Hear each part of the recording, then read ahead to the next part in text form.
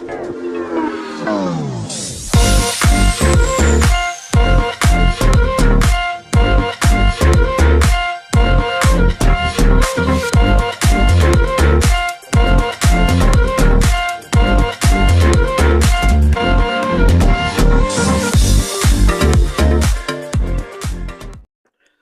semua, salam sejahtera Malaysia. Selamat datang ke channel Fels Lifestyle. Terima kasih kerana setia bersama di dalam channel ini untuk perkembangan isu semasa yang panas, yang semakin panas hari demi hari, politik di Malaysia. Namun, kita sebagai rakyat Malaysia, kita mahu kestabilan dan kemakmuran di dalam negara kita. Namun, saudara-saudara, tuan-tuan dan puan-puan, sejak beberapa ketika ini, semalam Muhyiddin Yassin melalui Twitternya berkata tentang penangkapan yang beliau terima, di mana ada satu portal berita yang mengesahkan penangkapan Muhyiddin di Padang Golf. Namun Muhyiddin menafikan perkara itu disebabkan itu adalah artikel palsu. Dan di dalam entry terbaru Twitter Muhyiddin Yassin, yang juga pengurusi Perikatan Nasional, yaitu beliau berkata, hari ini beliau akan datang ke Ibu Pejabat SPRM pada jam 11.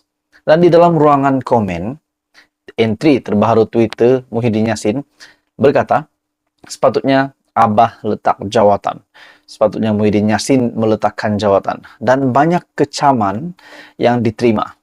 Seperti apa yang dinyatakan di dalam entry Twitter Muhyiddin Yassin, Anda boleh lawat Twitter Muhyiddin Yassin.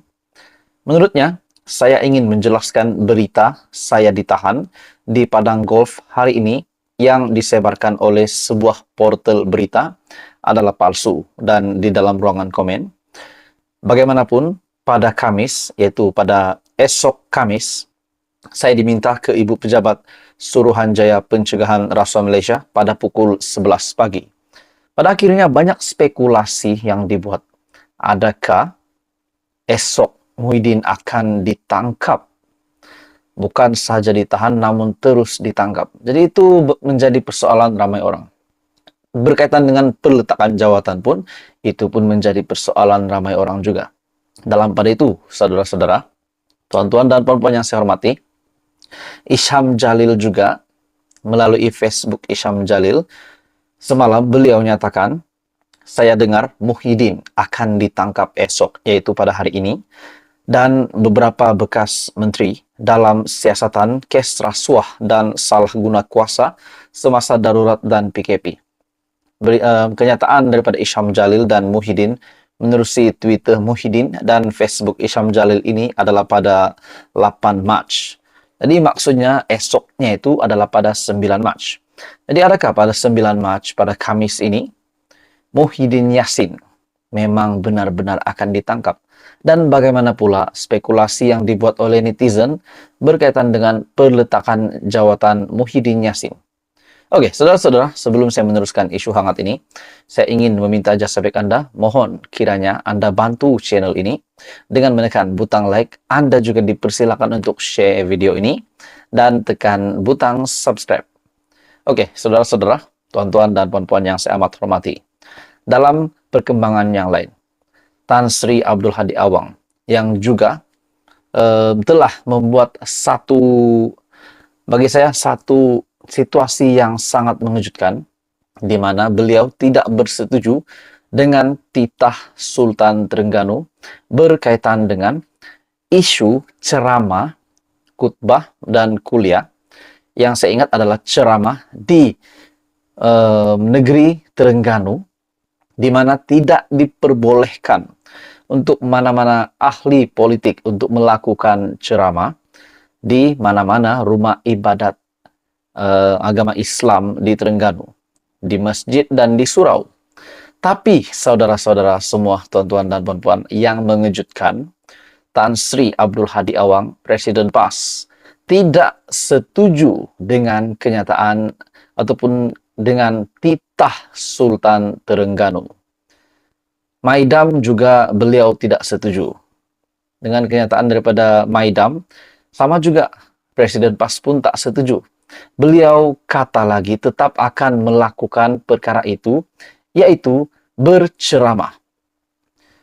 Sultan Terengganu dan Maidam melakukan keputusan ini, yaitu melarang mana-mana ahli politik untuk berceramah di negeri tersebut. Disebabkan adalah untuk mengelak ceramah itu hanyalah bertujuan untuk politik, untuk kepartian, bukan bertujuan untuk keagamaan. Jadi bagi saya, saudara-saudara, tuan-tuan dan puan-puan, saya sangat setuju dengan apa yang dinyatakan oleh ataupun apa yang ditegaskan oleh Sultan Terengganu dan juga Maidam. Dalam pada itu, saudara-saudara, tuan-tuan dan puan-puan, dalam perkembangan yang lain, di negeri Selangor juga, di mana Jabatan Agama Islam Selangor pun telah melakukan perkara yang sama.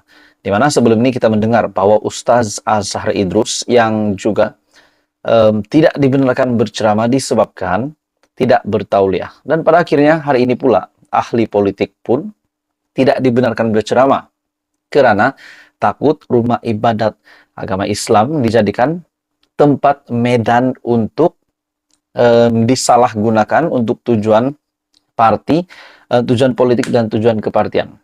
Jadi kita kembali dengan isu berkaitan dengan Muhyiddin Yassin yang didakwa perlu meletakkan jawatan. Netizen membuat komen begitu, dan akhirnya hari ini pada jam 11 pagi beliau pergi ke Ibu Pejabat SPRM. Jadi perlahan-lahan rahasia akan dibongkarkan.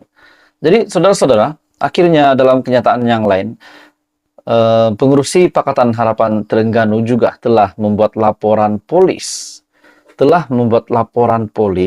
Berkaitan dengan tindakan Hadi Awang. PH lapor polis dakwa Hadi sanggah titah Sultan Terengganu. Pakatan Harapan Terengganu mahu pihak polis segera menyiasat kenyataan Presiden PAS Abdul Hadi Awang yang didakwa menyanggah titah Sultan Terengganu, melarang ahli politik menyampaikan ceramah dan kuliah di masjid serta surau di negeri itu. Dan menurut pengurusinya, Raja Kamarul Bahrin Shah Raja Ahmad, ahli parlimen Marang ataupun Hadi Awang, sepatutnya akur dengan arahan Majelis Islam dan Istiadat Melayu Terengganu, yaitu Maidam.